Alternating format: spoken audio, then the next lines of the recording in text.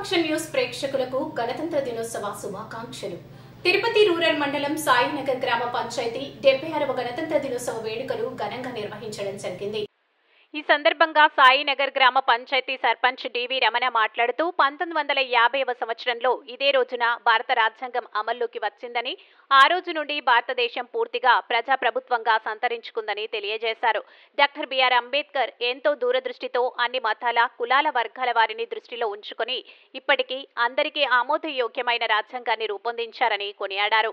విద్య, వైద్య, విజ్ఞానం లాంటి అనేక రంగాలలో భారతదేశం ప్రపంచ స్థాయిలో ఆదర్శంగా నిలుస్తోందని చెప్పారు.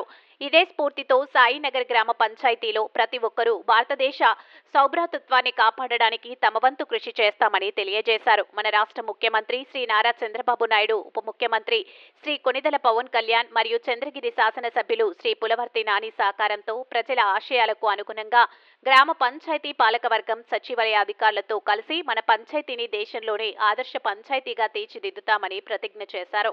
పంచాయతీ కార్యదర్శి శ్రీమతి టి శ్రీలేఖ, ఉప సర్పంచ్ టి సోమశేఖర్ రెడ్డి మాట్లాడుతూ మహిళల భద్రత, స్వేచ్ఛ, సమానత్వం, విలువల మొదలగు వాటి గురించి ప్రజల్లో చైతన్యం తీసుకురావాలని, మన రాష్ట్రాన్ని మరియు దేశాన్ని అగ్రగామిగా నిలపడానికి అందరూ తమ వంతు బాధ్యతగా చేతులు కలపాలని తెలియజేశారు.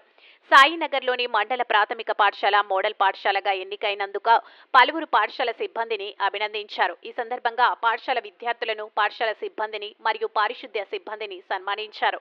ఈ కార్యక్రమంలో ఎంపీటీసీ సభ్యులు, వార్డు సభ్యులు, ప్రజాప్రతినిధులు, నాయకులు, సచివాలయ సిబ్బంది, అంగన్వాడీ సిబ్బంది, పంచాయతీ సిబ్బంది, ఆరోగ్య సిబ్బంది, సంఘమిత్రాలు, పాఠశాల సిబ్బంది, విద్యార్థులు మరియు గ్రామస్తులు పాల్గొన్నారు.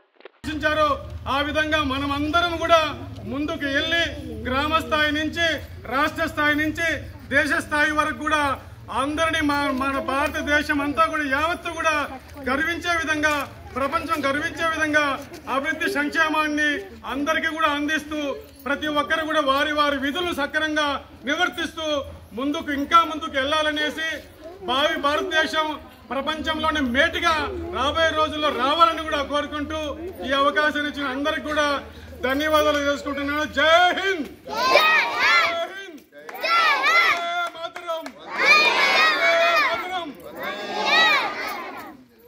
ప్రాణాలను ప్రాణంగా పెట్టి మన భారతదేశాన్ని కాపాడుతున్న ఆర్మీ జవాన్ల రూపంలో ఇక్కడున్న బిడ్డలు, మన బిడ్డ కూడా మంచి స్పీచ్ ఇచ్చాడు. ఆ అబ్బాయికి కూడా చిరు సన్మానం. అదేవిధంగా విద్య ప్రాముఖ్యాన్ని గురించి మన సెక్రటరీ గారు చెప్పారు. పాఠశాల ఉపాధ్యాయులకి ఒక చిరు సన్మానం. అదేవిధంగా గ్రామ పంచాయతీని పరిశుభ్రంగా ఉంచడంలో శానిటేషన్ సిబ్బంది వాళ్ళ కృషి ఎనలేనిది. దానికి సంబంధించి ఆ మేస్త్రికి కూడా ఒక చిరు